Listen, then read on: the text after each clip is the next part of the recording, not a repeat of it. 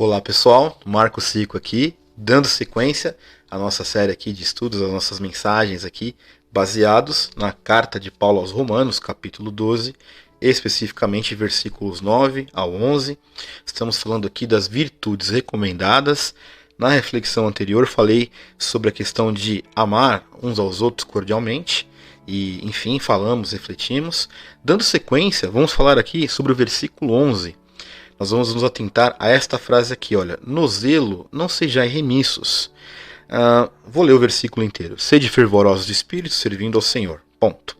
Como eu falei, a nossa base de estudo aqui, Romanos 12, versículos 9 a 11. Hoje, no versículo 11, eu quero fundamentar a nossa conversa aqui sobre esta frase de no zelo não sejais remissos. A parte que mais me chama atenção na conduta da igreja de hoje em relação a este versículo é que se faz uma interpretação que, em partes, ela é precipitada, porque ela me parece que só serve para um lado, né? As pessoas usam esse versículo para dizer assim, não, nós temos que ser zelosos em relação à obra do Senhor, e claro que eu concordo com isso, mas se confunde na prática o ser zeloso com a obra do Senhor como o moralista, né? Como o legalista. Isso é um problema, porque é aquele cara que parece que ele não tem defeitos, ele só serve para apontar os dedos nos outros. E aqui, quando nós lemos no zelo não sejais remissos, isso também serve para nós. Via de regra, será que eu estou cuidando da minha vida como eu deveria cuidar? Ou estou sendo relaxado com a minha vida no que diz respeito à minha conduta espiritual e só sirvo para apontar o dedo na cara dos outros? Essa é a pergunta que cabe para nós hoje, quando nós falamos de no zelo.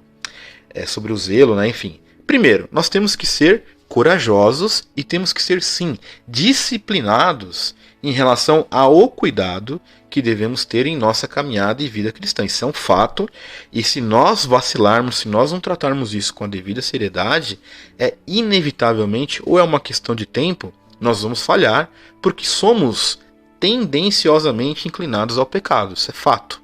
Isso não estou aqui te acusando, é a Bíblia que nos diz isso. Ou seja, se nós não vigiarmos, isso é um papo muito sério, nós vamos cair. É certeza isso. Se nós menosprezarmos as nossas fraquezas, se nós colocarmos a nossa cabeça de forma mentirosa, não, eu já venci isso, se eu menosprezar o poder que um vício, que um pecado, que um comportamento equivocado pode ter sobre mim, eu vou falhar. É certeza. Agora, este zelo, ele serve também para nós termos um zelo com o que é pregado na igreja? Claro. Ele serve para nós zelarmos para o bom testemunho da igreja como um todo? Sem dúvida. Mas este versículo não nos dá autoridade de sermos falsos moralistas, de apontarmos o dedo na cara dos outros sem antes nós olharmos para nós mesmos. Isso é fato. Qualquer leitura que você faça diferente disso, você vai fazer uma leitura que meramente interessa a você em algum tipo de contexto. Até porque, dentro do contexto de comportamento, é muito mais fácil, né?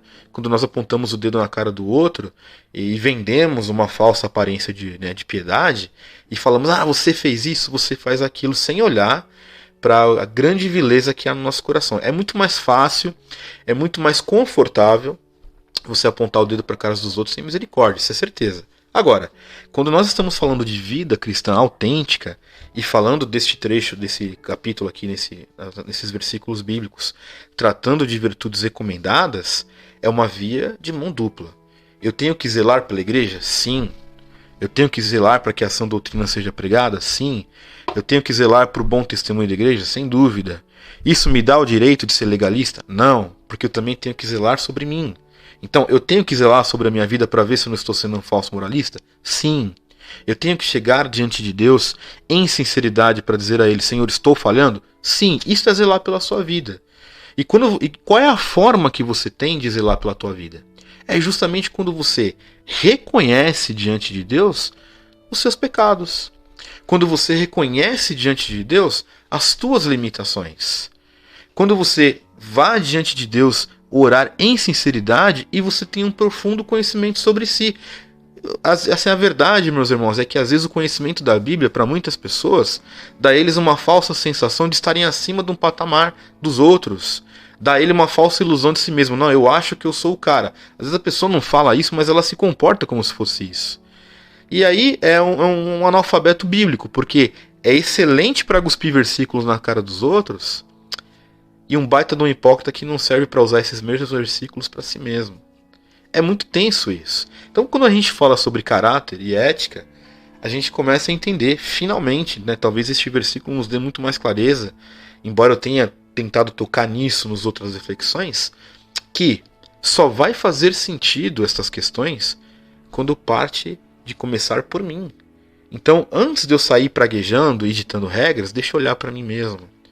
Antes de eu apontar o dedo na sua cara, deixa eu olhar, deixa eu apontar o dedo para mim para ver o que eu preciso de fato abandonar, quais são as minhas limitações, será que eu estou agindo com amor, se eu não estou agindo, será que eu não estou detestando o mal de forma suficiente, será que eu não estou buscando me apegar ao bem, será que quando eu estou sendo zeloso demais com os outros, eu não estou escondendo algo dentro de mim, não estou querendo vender uma imagem de puritano. Se você colocar isso em sinceridade diante de Deus, você vai se surpreender porque você vai descobrir dentro de si diversos problemas. Diversas coisas que precisam ser tratadas dentro do nosso coração. E o que eu quero também te dizer é que isso não é o demérito. Se você fizer a sua oração e você encontrar dentro de si um monte de problemas, de pecados, de impurezas, seja bem-vindo. Mas você não está sozinho, estamos juntos. Também estou nessa batalha. Agora, eu tenho que zelar por mim? Sim. Preciso zelar pela igreja? Também.